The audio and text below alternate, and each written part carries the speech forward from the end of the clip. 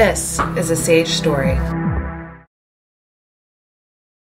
I'm Glen, a gay male and 56 years old, and I've had really a prolonged and somewhat agonizing coming out period that I think is a kind of an interesting story, and it is a bit generational. It might not be that unusual for people my age, but I was basically gay since I can remember. Might not have been called that in my mind, but I pretty much knew. And interestingly, I ended up not really dating people through high school and college, but I ended up with one kind of best friend that we hung out, female. And when I got into medical school, we ended up getting married. We were enjoying each other's company and that sort of thing. And then the process began, because almost as soon as I got married, on the way to the honeymoon, I said, I wish our friends could come with us. And of course they couldn't. And then we got back home, and there was this guy in my medical school class who I found very attractive, and I knew he was gay. And so one night, in a total panic, I called him, and he was in a nighttime clinic. And I went to the clinic, and I sat in the parking lot for 3 hours waiting for him to come out, sweating, nervous, could not wait till he came out. And he came in, he sat in my car. He said, "What is it?" And I said, "I'm gay." And he said, "Why are you telling me?"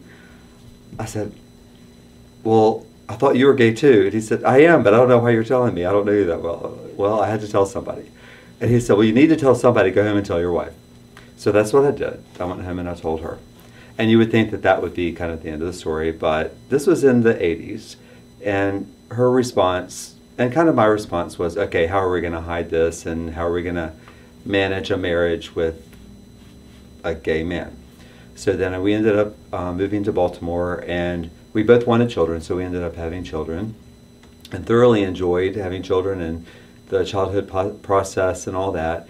But eventually it comes around to, you can't focus on just raising the children all the time, so the issues were coming back up about intimacy and sexuality and that sort of thing. So we had to kind of transition to another phase. So while we were in Baltimore, we got involved in the community center up there, and they were very helpful, and we went to some pride events, and kind of gradually I got used to the idea that other people besides just my wife could know, and eventually decided it was time for the children to know. And I was really nervous about that they were going to reject me or whatever.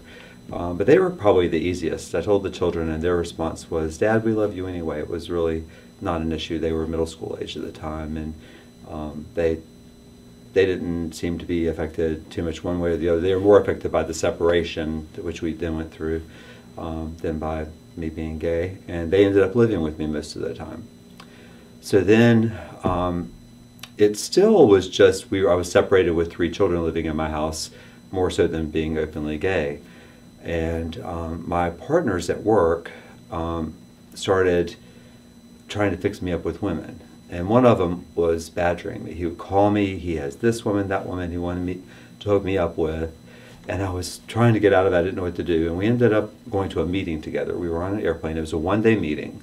And early in the morning, I had just had my coffee on the airplane, and he started telling me about this wonderful woman that I needed to go out with.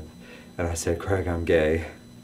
And he goes, "Oh, okay," that explains it. And so then, interestingly, by the time we got home from that trip, I was getting phone calls, and there were messages on my machine. He had called his wife back home, and she had spread the word quite widely. And so I didn't have to do too much more after that, other than I had still not told our chief partner, who I was afraid of. I had heard him use anti-gay slurs kind of jokingly before, and so I thought, well, this is the end of my career. I knew I was going to be fired. So I arranged a meeting with him, and I went into the room, and again I was nervous. And this is after I've come out to my wife, come out to my children, one of my partners, and Ellis, the head of our practice. And he said, what's going on? And I said, "I'm gay." And he said, "Why are you so nervous and worried?" And I said, "I'm afraid you're going to fire me." And he said, "I've had an affair with my nurse. Why would I fire you?"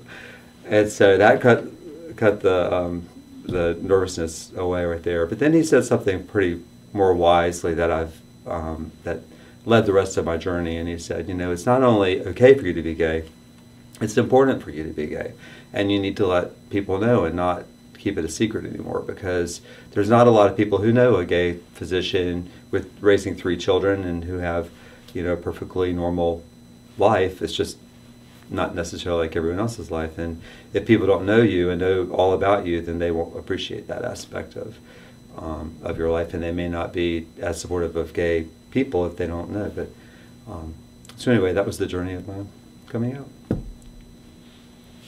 Share your story at sageusa.org/sage story.